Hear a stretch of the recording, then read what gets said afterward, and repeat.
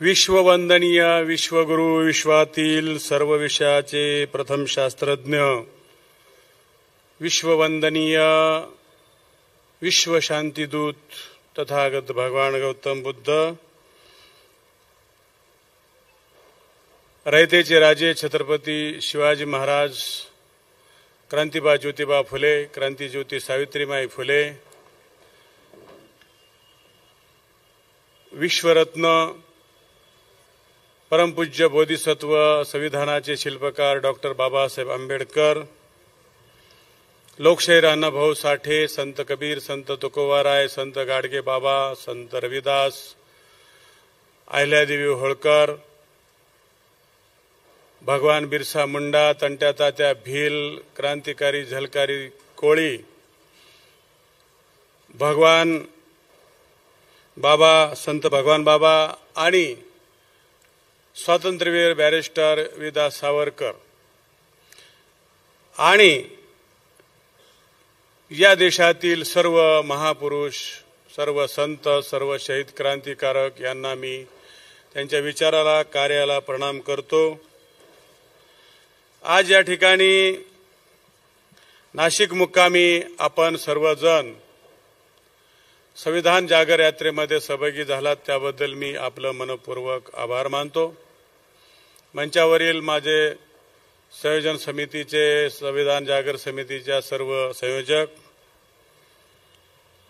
या कार्यक्रमाला उपस्थित प्रमुख अतिथी,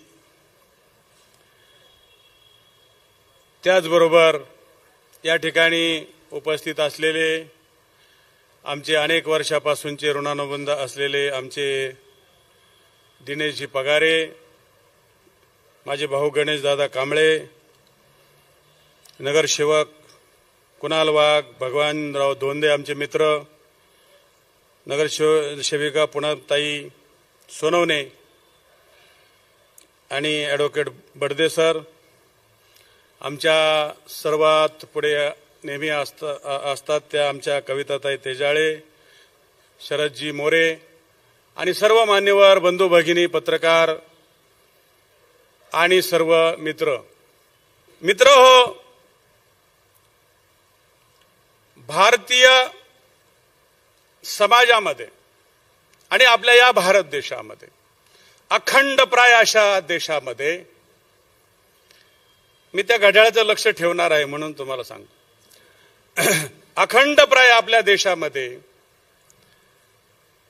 भारताला पारतंत्र्यामध्ये नेण्याची प्रक्रिया इसवी सनाच्या 7व्या शतकापासून सुरू झाली आणि 7व्या शतकामध्ये हे पारतंत्र्य येण्याचा प्रकार सुरू झाला म्हणजे या देशामध्ये परकीय शक्ती आल्या.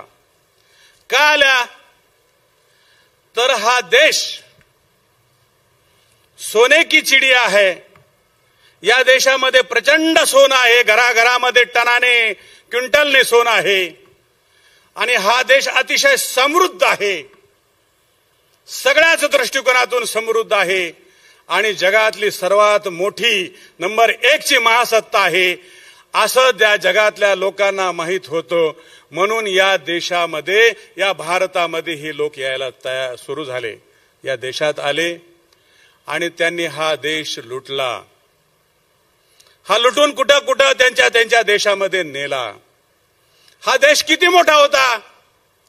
तर आजचा आशिया खंड जो आहे, हा संपूर्ण आशिया खंड हा भारत देश होता.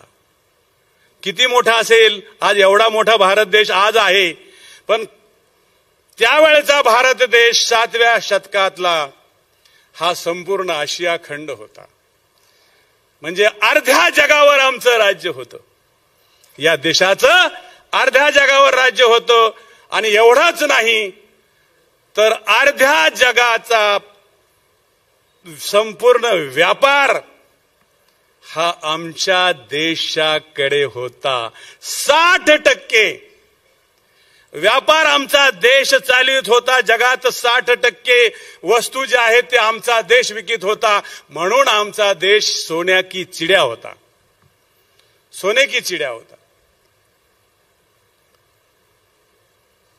आणि मग या देशामध्ये पारतंत्र्य 1000 वर्ष चाललं.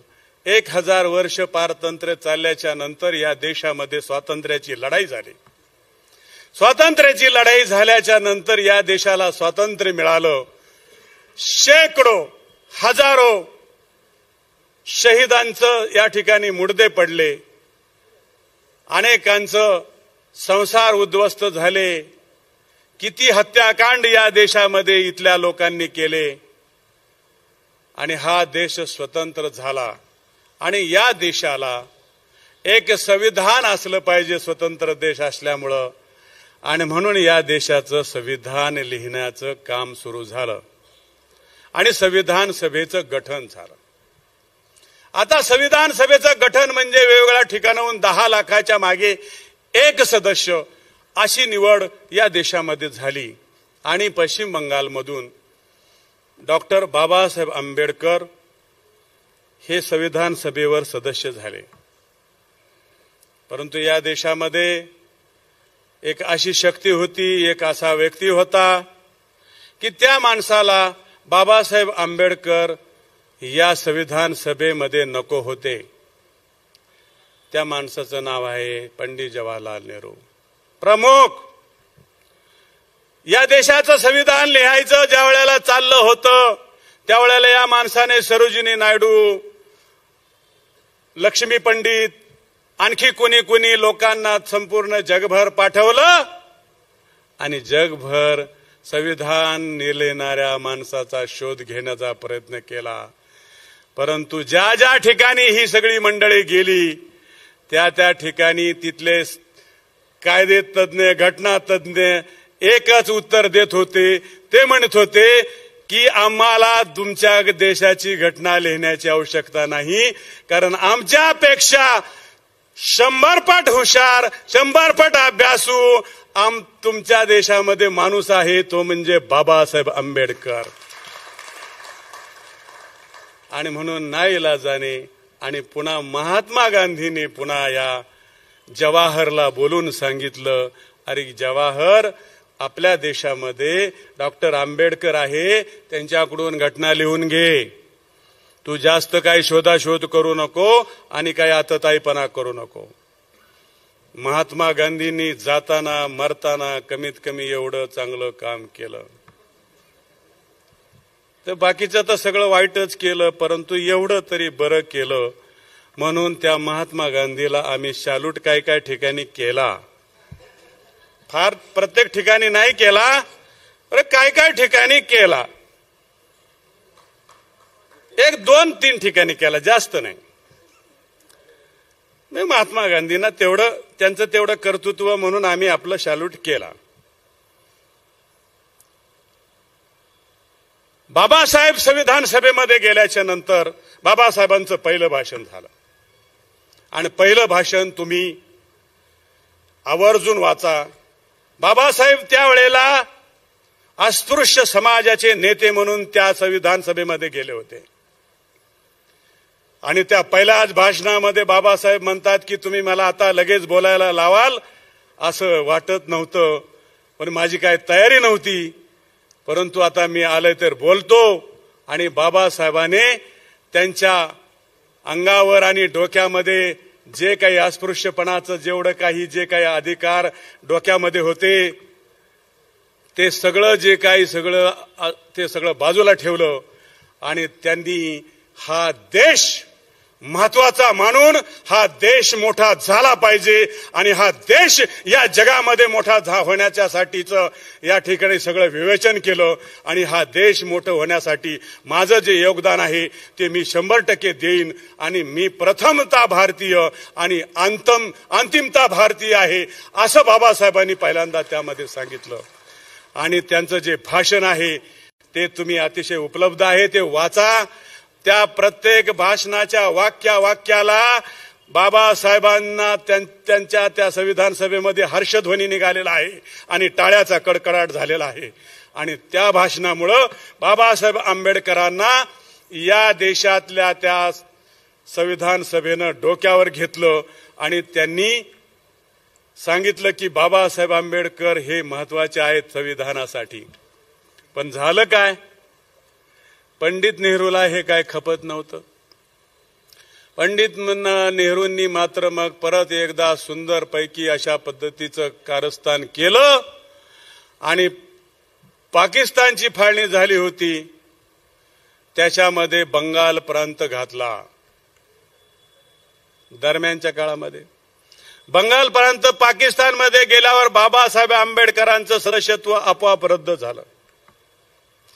मी दोन गोष्टी सांगितल्या की बाबासाहेबाला संविधान सभेमध्ये राहू नये असा प्रयत्न कोण करीत होतं? नेहरू म्हणजे काँग्रेस. तरी देखील संविधान सभेमध्ये असे महापुरुष भारी होते. मी त्यांना पण सॅल्यूट करतो. डॉक्टर राजेंद्र प्रसाद या संविधान सभेचे अध्यक्ष होते. त्यानंतर आपल्या देशाचे पोलादी गृहमंत्री सरदार वल्लभभाई पटेल या दोन महापुरुषांनी आणि त्यातल्या काही आणख्या बाबासाहेबांनी त्यांच्या भाषणामध्ये अनेक लोकांचा उल्लेख केलेला आहे. ते सगळेजण ते म्हणाले की कुठल्याही परिस्थितीमध्ये डॉक्टर आंबेडकर या संविधान सभेमध्ये असणं आवश्यक आहे. आणि म्हणून मग त्यांनी बॅरिस्टर जयकर नावाच्या व्यक्तीनं मुंबई प्रांतातून राजीनामा दिला होता. त्यांनी सांगितलं बाळासाहेब खेर नावाचे प्रधानमंत्री या मुंबई इलाखा विधानमंडळामध्ये होते. त्यांना सांगितलं, पत्र लिहिलं आणि सांगितलं की बाबासाहेब आंबेडकर, डॉक्टर आंबेडकर हे तात्काळ या संविधान सभेमध्ये आम्हाला पाहिजेत आणि तात्काळ निवडून द्या आणि तात्काळ पाठवा. त्यांनी तात्काळ निवडणूक केली. बाबासाहेबाला परत संविधान सभेमध्ये पाठवलं आणि संविधान सभेत बाबासाहेब गेल्याबरोबर जी सभा झाली त्या सभेमध्ये बाबासाहेबांना मसुदा समितीचं, संविधान लिहिणाऱ्या समितीचं अध्यक्ष बनवण्यात आलं. त्यावेळेला बाबासाहेब म्हणतात की मला ही अपेक्षा नव्हती, मला तुम्ही एवढी मोठी जबाबदारी द्याल. बाबासाहेबांनी संविधान लिहिलं. बी.एन. राव यांना पण मी फार धन्यवाद देतो, कारण बाबासाहेबांनी त्यांचा उल्लेख केलेला आहे. बी.एन. राव यांनी संविधानाचा एक आराखडा पूर्णपणे तयार केला मुखर्जींनी आणि त्यांनी याच्यामध्ये मोठे योगदान दिलं. तो आराखडा मांडण्यात आला, त्याच्यावर चर्चा झाली, 11 सभा झाल्या आणि संविधान लिहिण्यात आलं.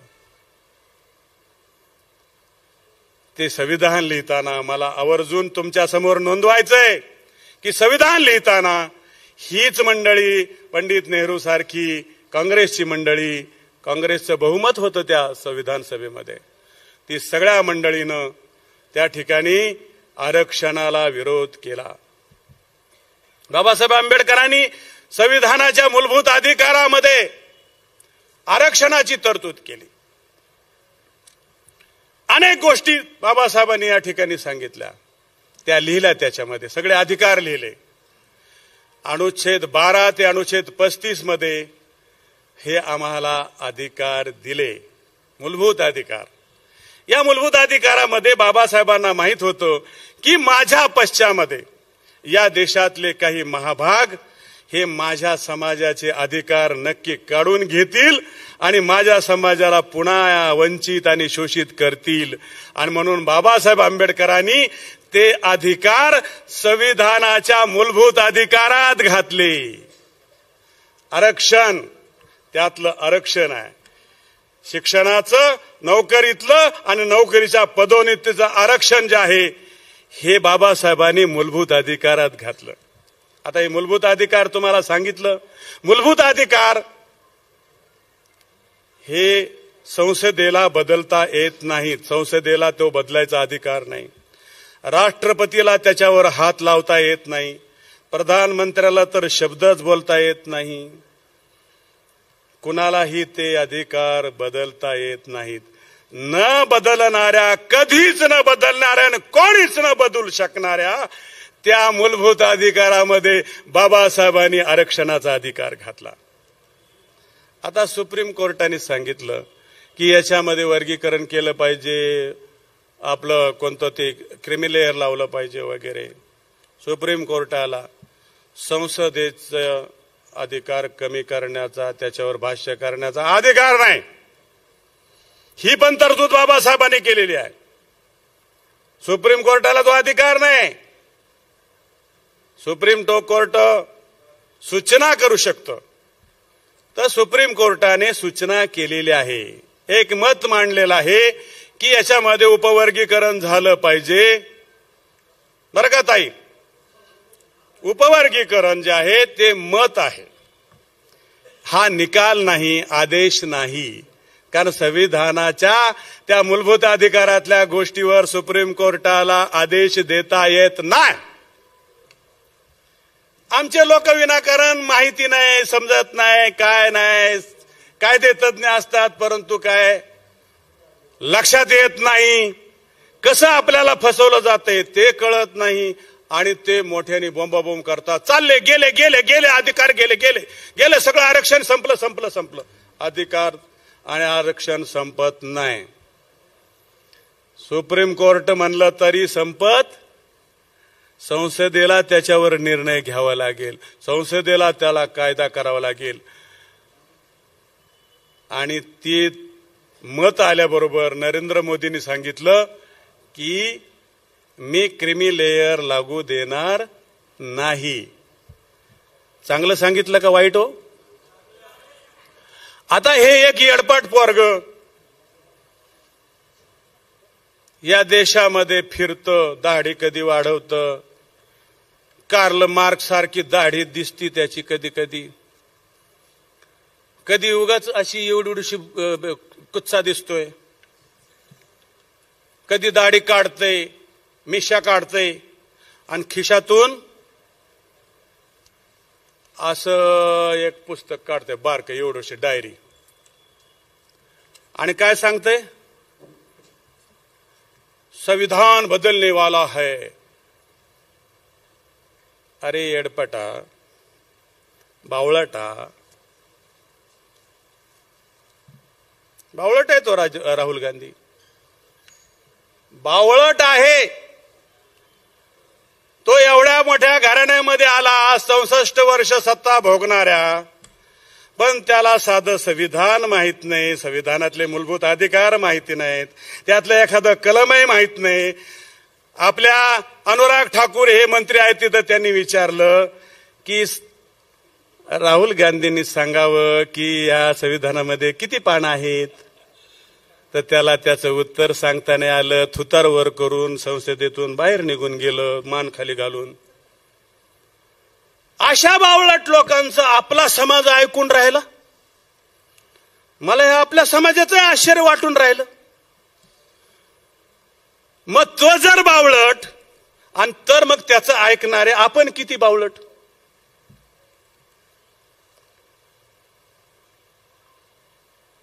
आता तुम्ही म्हणता ना वाल्मिकी येऊन शिवाय द्यायला लागला. जर बावळटाचं ऐकल्यावर कोण होतो मग दुसरा? जो बावळटाचा ऐकतो तो कोण? येण्यासारखंच काम झालं का नाही? अरे ज्या समाजामध्ये कमीत कमी एक ग्रॅज्युएट, एक पोस्ट ग्रॅज्युएट, एखादा इंजिनियर, एखादा तंत्रज्ञ हे आहे, तो उच्च शिक्षित बौद्ध समाज, की ब्राह्मणाच्या बरोबरीनं बुद्धिमत्ता आपली आहे असं सगळे जग सांगतं. आहे का नाही? आहे का कमी आपण ब्राह्मण समाजाला? हे आमचे गुरु बसले ते त्यांनीच तेच म्हणतात की बौद्ध समाज म्हणजे आमच्यापेक्षा जास्त बुद्धिमान आहे. मग ब्राह्मण समाजापेक्षा जास्त बुद्धिमान, जास्त तोडीला तोड असून सुद्धा ब्राह्मण या जगामध्ये सर्वात जास्त बुद्धिमान आहे असं मानलं जातं. आणि त्याच्या बरोबरीनं आमचा बौद्ध समाज बाबासाहेबाच्या कृपेमुळं तेवढा बुद्धिमान आहे मानलं जातं. आणि तरीही आमचा समाज त्या बावळटाचा ऐकतो. कमाल आहे का नाही? त्या बावळटाचा ऐकतो आणि तो म्हणतो की नाही नाही संविधान बदलणारच आहे, आरक्षण जाणारच आहे, हुकुमशाही येणारच आहे, मनुष्य राज्य येणारच आहे. अरे बाबांनो, मनुष्य राज्य कसं येईल? या देशामधल्या संविधानामध्ये बाबासाहेबांनी लिहिलेल्या मूलभूत अधिकारामध्ये लोकशाही अंतर्भूत आहे. स्वातंत्र्याचा अधिकार अनुच्छेद 19 प्रमाणे अंतर्भूत आहे. स्वातंत्र्याचा अधिकार म्हणजेच लोकशाही आहे. आणि मग ही लोकशाही मूलभूत अधिकार संसदेला बदलता येत नसतील तर मग हुकुमशाही कशी येईल, तर मग मनुचं राज्य कसं येईल? आणि माझ्या बापाने 97 साली मनुस्मृतीला जाळली, ती काय उगीच जाळली? ते काय जाळलेलं पान परत माघारी येणार आहे का? उडून येते ती राख. आणि कोणत्या हिंदूंनी म्हटला की नाही आम्हाला मनुस्मृती लागू करावी लागेल? कोणत्या हिंदूंनी म्हणला? एखादं नाव सांगा, सांगावा एखाद्या आमच्या समाजातल्या पंडितांनी की अमुक असा हिंदू आहे तो म्हणला की मनुस्मृतीचं राज्य आलं पाहिजे, मनुस्मृतीचंच आम्हाला राज्य पाहिजे. कोण म्हटलं? म्हणलं का एखादा हिंदू, एखादा ब्राह्मण, एखादा कोणीतरी म्हणलाय का? नाही म्हणला. 97 साली गेली 97 साली मनुस्मृती जाळली, त्यावेळेला पहिला जल्लोष या देशामध्ये जर कुणी केला असेल तर तो ब्राह्मणाच्या महिलांनी केला, ब्राह्मणांच्या स्त्रियांनी केला, कारण त्यांना सुद्धा गुलामी होती. आणि मग अशा पद्धतीनं आता संविधानाचं राज्य सुरू झालं. 1950ला 75 वर्षापूर्वी 74 वर्षापूर्वी संविधानाचं राज्य आलं. हा संविधानिक भारत आहे. मग मनुस्मृतीचा भारत कसा आहे? तो आमचा एक नागपूरचा महापुरुष आहे आणि तो काय म्हणतो, संविधान ते मनुस्मृती वाचतो आणि मनुस्मृतीचे ते सगळे श्लोक सांगतो, त्याचं भाषांतर करून सांगतो. आणि मनुस्मृतीमध्ये असं सांगितलं, मनुस्मृतीमध्ये असं सांगितलं. का रे बाबा तुला परत मनुस्मृती आणायची काय? समाजवादी किडा, समाजवादी किडा, साम्यवादी किडा आणि काँग्रेसचा किडा, हे 3 किडे एका जागी जेवल्यानं भुंग भुंग करायला लागले आमच्या बौद्धांच्या डोक्यावर.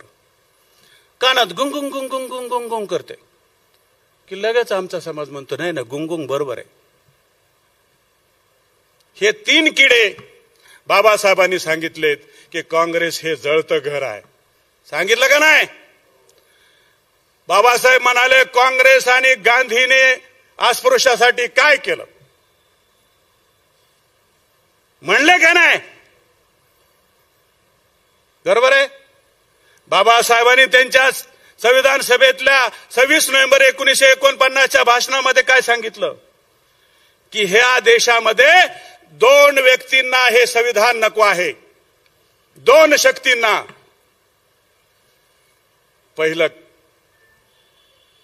पहिलं कोण?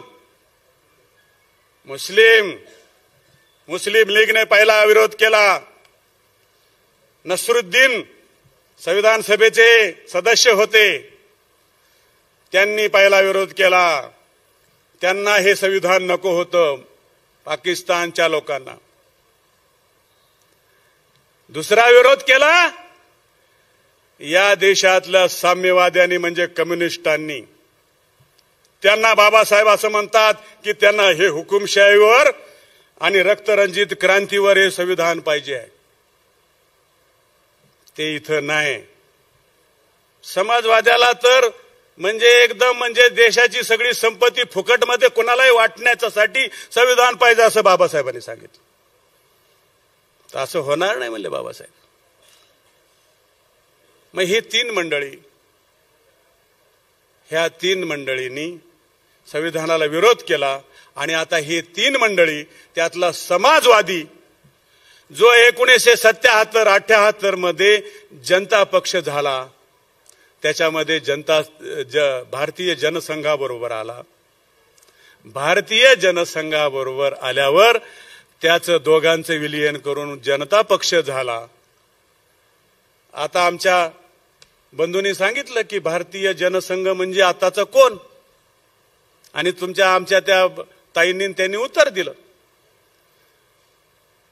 म्हणजे हे या देशाचं संविधान वाचवणारं जी काही शक्ती आहे ती भारतीय जनसंघ आणि समाजवादी हे दोघांनी मिळून हे संविधान वाचवलं. मग माझा प्रश्न असा आहे की त्या समाजवाद्यांना आता झालंय काय? आता का खोटारडेपणा करून राहिले ते काँग्रेसकडे जाण्याचा आणि आणखी त्या जिहादवाल्या लोकांचं समर्थन करण्याचा कशाला करायला लागले? तर हे पण भंपकपणाचा कार्यक्रम आहे. हा थोतांडपणाचा कार्यक्रम आहे की आम्ही फार विचारवंत आहेत आणि आम्ही हे देश वाचवण्याचा प्रयत्न करतो. अरे काय देश वाचवित नाही तुम्ही, एकच फक्त तेवढं काम केलं, तसंच काम करा. आता तुम्ही मनुस्मृती कशाला सांगून राहिले? एक अंधश्रद्धेचा माणूस उठतो आणि तो म्हणतो की मनुस्मृती सगळं वाचतो. हे नीट लक्षात ठेवा.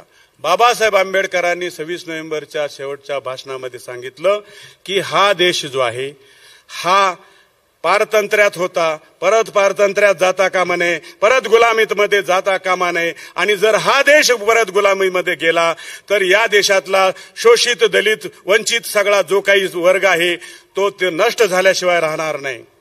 बाबासाहेबांनी कसा नष्ट होणार आहे ते सांगितलं. पारतंत्र्य आलं नाही पाहिजे, गुलामी नाही आली पाहिजे या देशाला. हा देश एक संघ राहिला पाहिजे, हा देश एकजिन्सी राहिला पाहिजे, हा देश एक जीव झाला पाहिजे. पण या देशामध्ये जातीच्या नावावर, पोट जातीच्या नावावर, धर्माच्या नावावर या ठिकाणी फूट पाडण्याचा प्रयत्न चाललेला आहे आणि आम्ही त्यांना साथ देऊन राहिलो.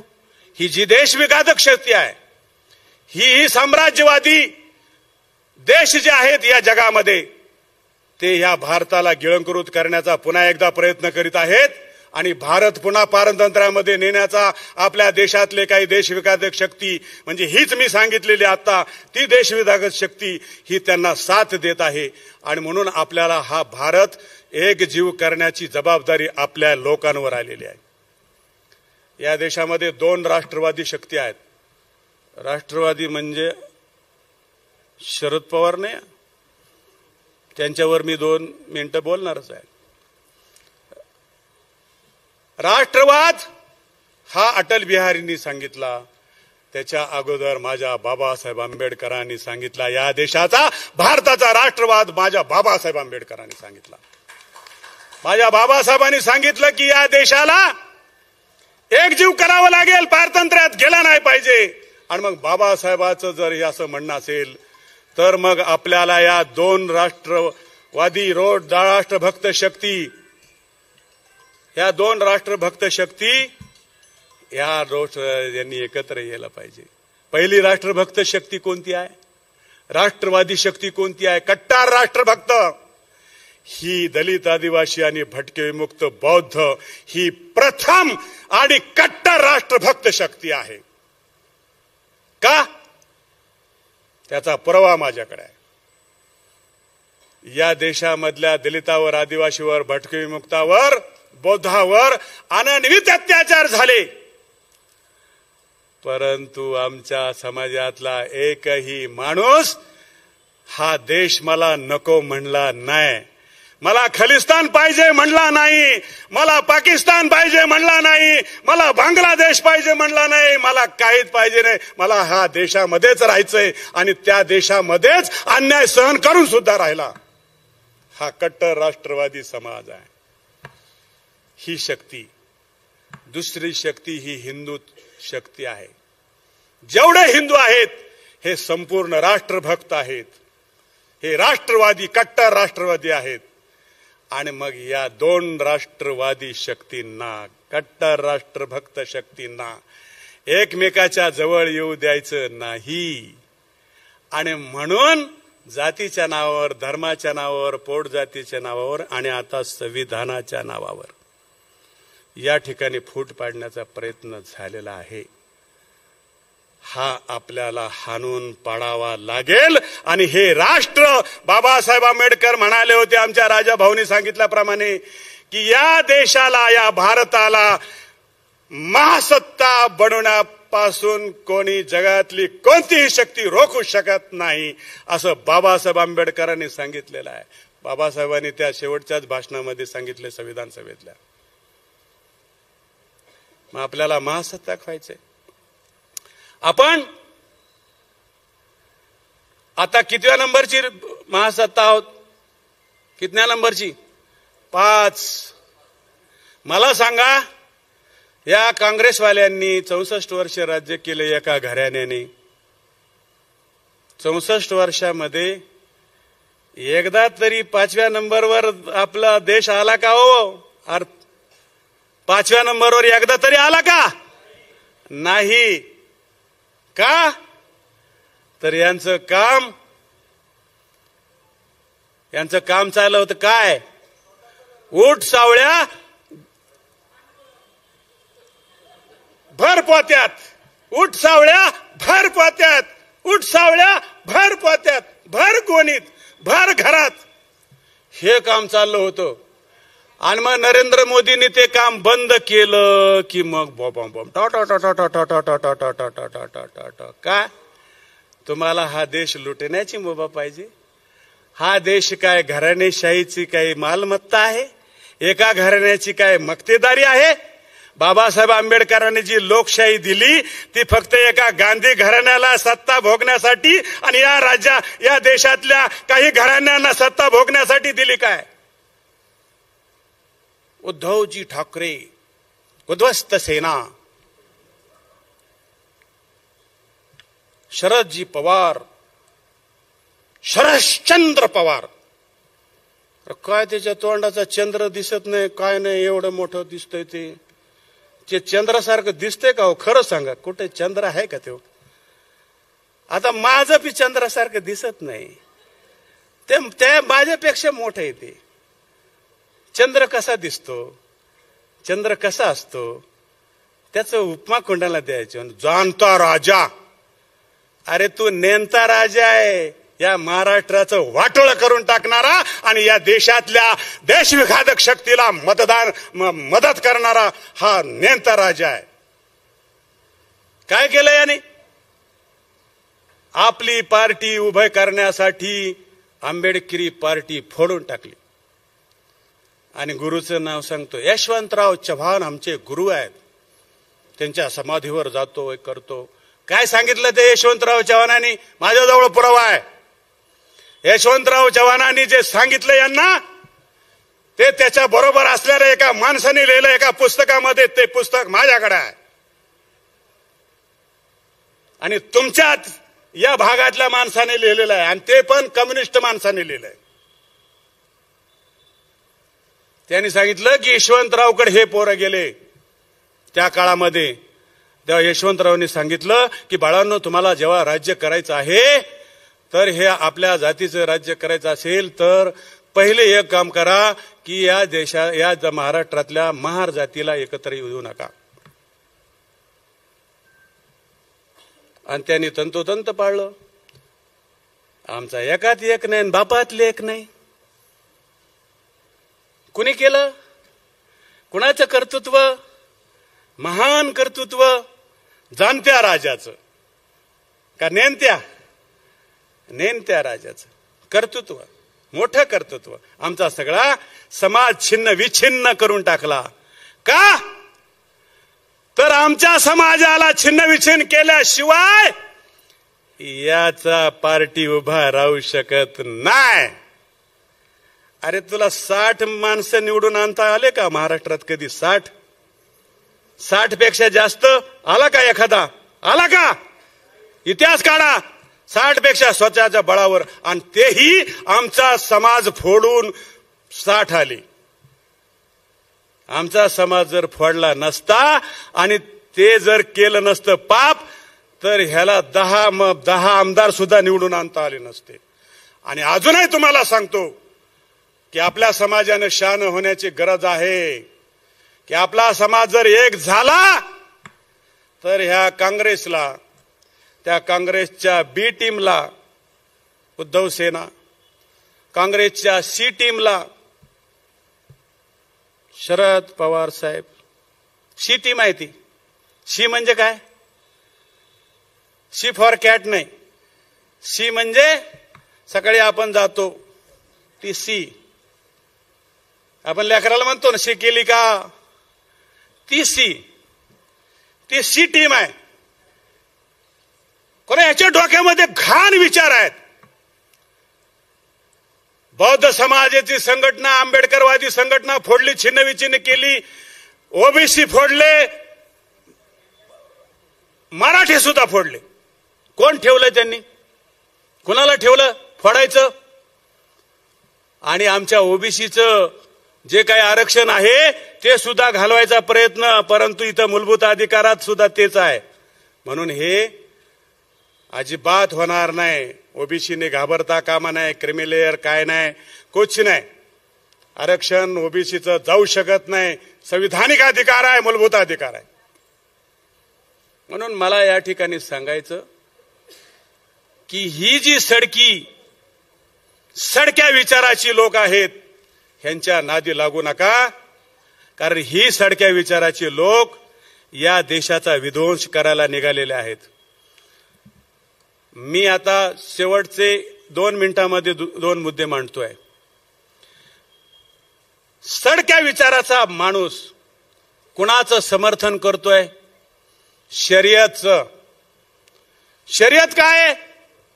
मला आता सांगा की या देशामध्ये सर्वोच्च काय? आमच्या बंधूंनी सांगितलं सर्वोच्च काय?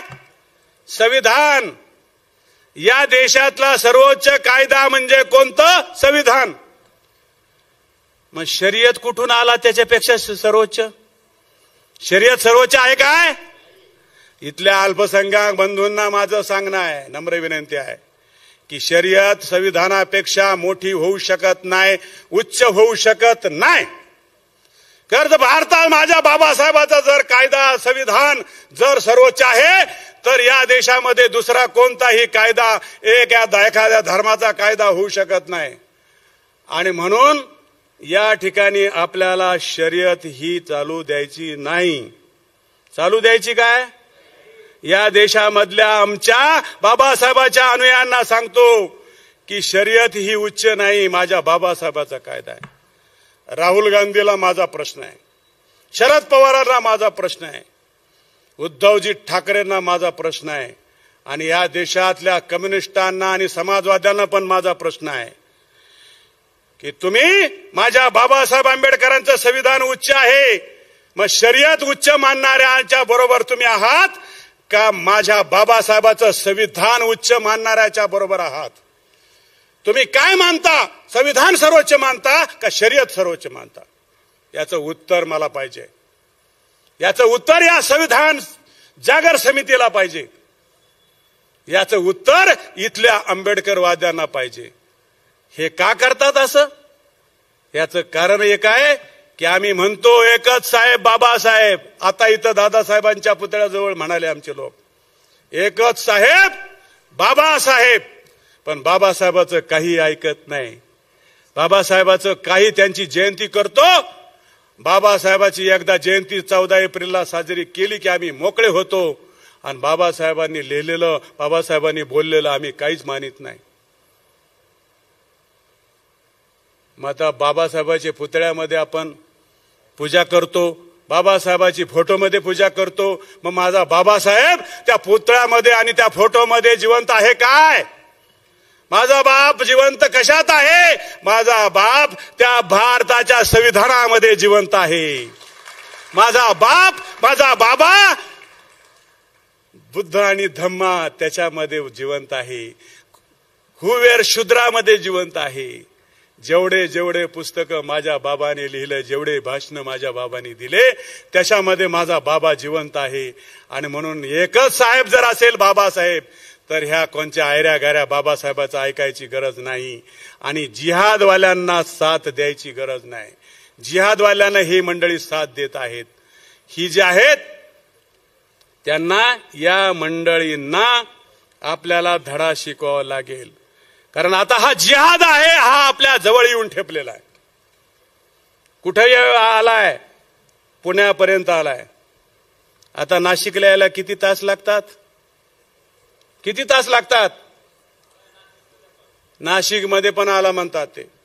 पुण्यामध्ये आमच्या रामगिरी बाबांनी एक, आपल्या भागातले रामगिरी बाबा, बरोबर आहे ना, रामगिरी बाबांनी एका मुस्लिम महापुरुषाबद्दल एक वक्तव्य केलं. तर या देशामध्ये संविधानाचं राज्य आहे, भाषण स्वातंत्र्य आहे, अभिव्यक्ती स्वातंत्र्य आहे, त्यांनी काय म्हणायचं त्यांचं स्वातंत्र्य आहे रामगिरी बाबांचं. मग तुम्हाला स्वातंत्र्य मिळालं तर तुम्ही आमच्यासारखी सभा घ्या, त्या ठिकाणी मांडा, पुरावा द्या की त्यांचं खोडा, आणि पुरावा देऊन खोडा. ही या देशाची प्रक्रिया आहे, कायद्याची प्रक्रिया आहे. तसं नाही. याने पुण्यामध्ये मोर्चा काढला आणि काय केलं? पुण्यामध्ये मोर्चा काढून बाबासाहेब आंबेडकरांनी लिहिलेलं संविधान हातात घेतलं. संविधान हातात घेऊन, निळे झेंडे हातात घेऊन त्यांनी मोर्चा काढला आणि काय घोषणा दिली? सन सर से तन जुदा करेंगे. काय अर्थ याचा? म्हणजे धडापासून मुंडकं वेगळं करून टाकू, म्हणजे तुमचे मुंडके छाटू. संविधानाला मान्य आहे? संविधानाला मान्य आहे? कशाला मान्य आहे? हे शरीयतला मान्य आहे. हे जिहाद हा शरीयतला मान्य आहे. बाबासाहेब आंबेडकरांनी याच्या विरुद्ध सांगितलेलं आहे की या देशामध्ये असे काही महापंडित येतात आणि सांगतात की कुमारील शंकराचार्य यांनी या देशामध्ये बुद्ध धर्म संपवला, वाघयुद्धामध्ये केलं, आणखी काहीतरी केलं, संपवला. तर बाबासाहेब आंबेडकर थॉट्स ऑन पाकिस्तानच्या खंड 8 मध्ये म्हणतात, थॉट्स ऑन पाकिस्तान इथे आहे पुस्तक, थॉट्स ऑन पाकिस्तान मध्ये असं 8व्या खंडामध्ये म्हणतात की या देशामध्ये 7व्या, 8व्या, 10व्या शतकामध्ये आलेले जे इस्लामचे लोक आहेत, जिहादी लोक आहेत, त्यांनी हा धर्म, इथला बुद्ध धर्म संपवला. हजारो कत्ली केल्या, बुद्ध भिक्खूंच्या हजारो कत्ली केल्या, सगळ्यांच्या कत्ली केल्या, बुद्ध लोकांच्या कत्ली केल्या आणि या देशामध्ये बुद्ध धर्म नष्ट करण्याचा प्रयत्न केला. बाबासाहेब म्हणतात की इस्लाम जो आहे त्याच्यामध्ये त्यांनी जगाची 2 प्रकारामध्ये विभागणी केलेली आहे. एक आहे दार उल इस्लाम आणि दुसरा आहे दार उल हरब. पहिला जो आहे तो म्हणजे दार उल इस्लाम, म्हणजे ज्या ज्या ठिकाणी इस्लामी लोकांची राज्यसत्ता आहे तो म्हणजे दार उल इस्लाम. आणि दुसरा दार उल हरब म्हणजे ज्या ठिकाणी इस्लामची सत्ता नाही ते देश, तो जगातला भाग. मग त्याने असा हुकूम दिलेला आहे जिहादचा की ज्या ठिकाणी दारुल इस्लाम नाही आणि ज्या ठिकाणी दारुल हरब आहे त्या दारुल हरबच्या ठिकाणी जाणं आणि त्या ठिकाणी दारुल इस्लाम तयार करणं, तिथलं सगळं युद्ध करणे, त्यांना सगळं नष्ट करणे आणि त्यांना इस्लाम बनवणे. असं अफगाणिस्तानमध्ये झालं.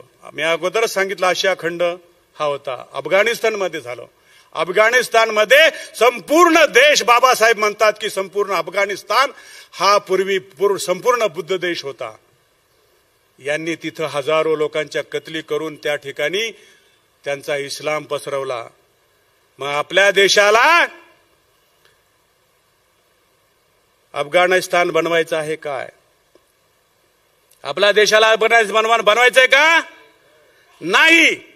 तर बनवायचं कसं प्रयत्न चाललाय की हिंदू आणि बौद्धांची लढाई, हिंदू आदिवासीची लढाई, हिंदू आणखी कुणाची लढाई, भटके मुक्ताची लढाई, याची लढाई, त्याची लढाई.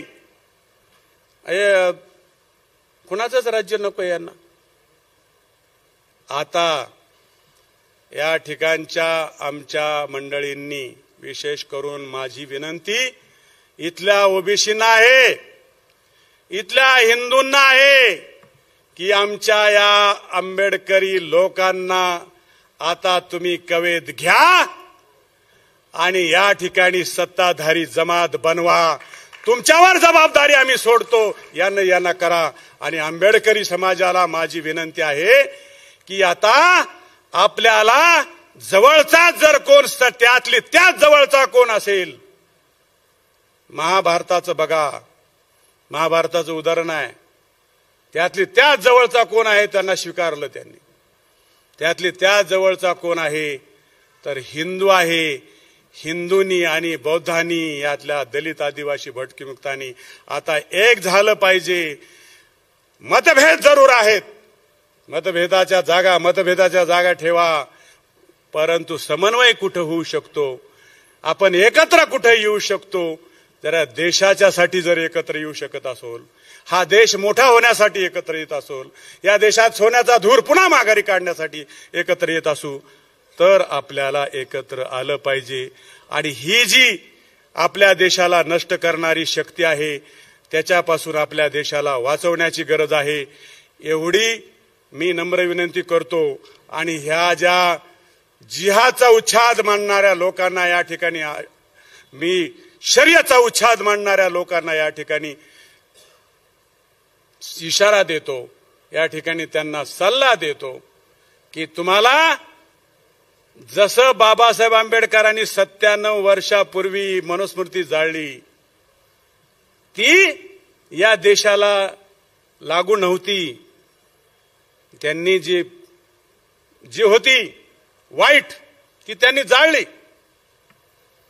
तर तुम्ही पण 3 वर्षात आता बाबासाहेबांच्या त्या मनुस्मृती जाळण्याला अजून 100 वर्ष व्हायला 3 वर्ष आहेत. 3 वर्ष तुम्हाला या ठिकाणी मुदत मिळू शकते. जर 3 वर्षामध्ये नाही झालं तर नाशिककरांना मी विनंती करतो की आपल्या सगळ्यांना संविधान जागर समितीला या ठिकाणी मनावर घ्यावं लागेल आणि या ठिकाणी बाबासाहेबाच्या संविधानाच्या उच्च कोणताही कायदा या देशात ठेवायचा नाही याचा निर्णय आम्हाला करावा लागेल. अशा पद्धतीची विनंती मी आपल्याला करतो. आणि या देशामध्ये लोकशाही आणि स्वातंत्र्य अबाधित ठेवण्यासाठी आपल्या सगळ्यांना एकत्र एक जीव एक संघ एक जिन्सी होण्याची नम्र विनंती करतो आणि माझे 2 शब्द थांबवतो. जय भीम, जय भारत, जय संविधान, जय जगत.